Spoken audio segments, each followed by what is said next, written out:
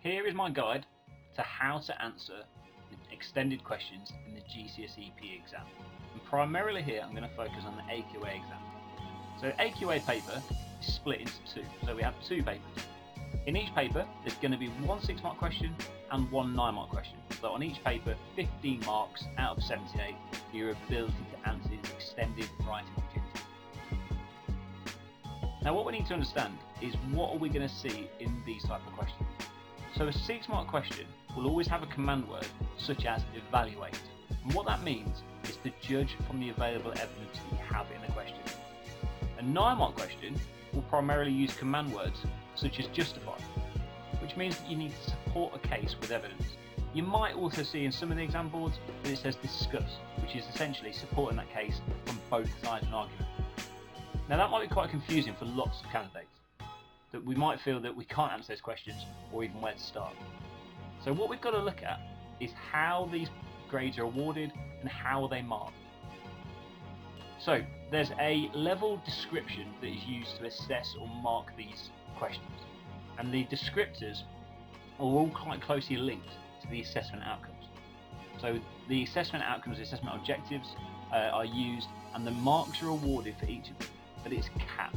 So therefore we can only get 1 mark for AO1, 2 for AO2 and 3 for AO3. So therefore that's how we make the 6 marks.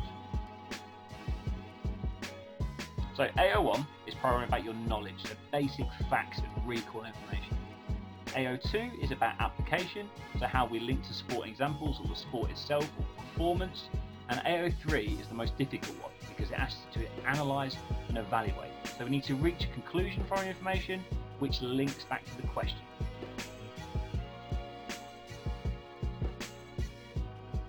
So let's look at the different levels of answer. Well, a level 1 answer can score a maximum of 2 marks. So we're going to get some marks around knowledge, and the descriptor says that knowledge is limited, the application is absent or inappropriate, and the evaluation is poor or absent. So the weakest candidates can get some marks here just for their knowledge. So we can get 1 mark just for knowledge. Obviously the second mark needs to come from some sort of application. Now for a level 2 answer, where we can get 3 or 4 marks, it says in the descriptor that knowledge is evident, we've got some appropriate and effective application, so we've got some AO2 there, and it says that any evaluation is clear, but links are not always valid, and the terminology is used appropriately, but only on occasions. So what we need is definitely the AO1 because we've got the evidence, and we need some AO2 in there, possibly some AO3 for the top of it. Now, a level 3 answer is more complicated. It says here that in the descriptor that knowledge is accurate and well detailed. The application is clear and effective. The evaluation is thorough, it's well reasoned, clear, and the conclusions and the answers are clear, being really, really key. The coherency of your focus and your writing is there, and the appropriate use of terminology. So to get all 6 marks here, we've got to have some knowledge, some application, and some really, really good evaluation to get full marks.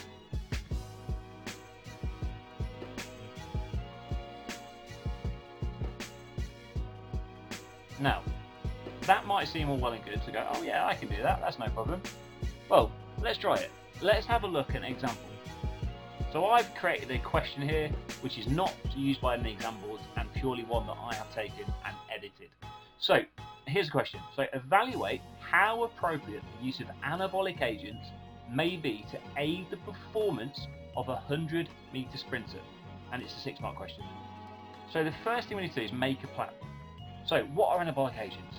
Well, okay, typically we think about it as steroids. What do? Well, they increase muscle mass for the athlete. Okay, I've got some marks there. Well, we need to apply that to the 100-meter sprinter. Well, okay, so a sprinter needs speed and power, and therefore if we need speed and power, more muscle mass, okay, that's going to help. Okay, that can help to improve my performance and speed. Well, okay, therefore that means I can run faster or can get a better start because I can maybe push harder against the blocks or get longer strides or faster strides.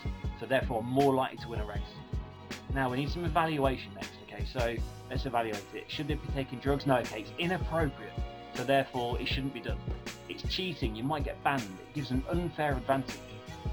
However, if we look at it from the other perspective, we could say things like it allows faster recovery, we can train harder, more often, the gains are faster, we might be more motivated as we see the improvements that we have in performance. Now, obviously we've gone through this quite quickly, but this is the time plan that you need to be putting in to try and make sure you can answer these questions in the best way possible. Now, it's really, really difficult to answer them if you just sit in and try and go, right, it's time to answer. So this is the sort of plan that we're after. Now, the evaluation aspect of it, obviously you would try and then expand on to try and then bring out these assessment outcome 3 points, where you're going to then really go into the real detail of why it's important, what the problems are. Now, what happens when we do a 9-mark question? So that's the difference that we need to just really look at. But essentially, it's the same as a 6-marker. But there's lots more focus on AO3. So once again, in a 9-mark question, we've got the levels of answer that are capped. So this time we can get 2 marks for your knowledge, we can get 2 marks for the application, but 5 marks now for the AO3, so that analysis or evaluation.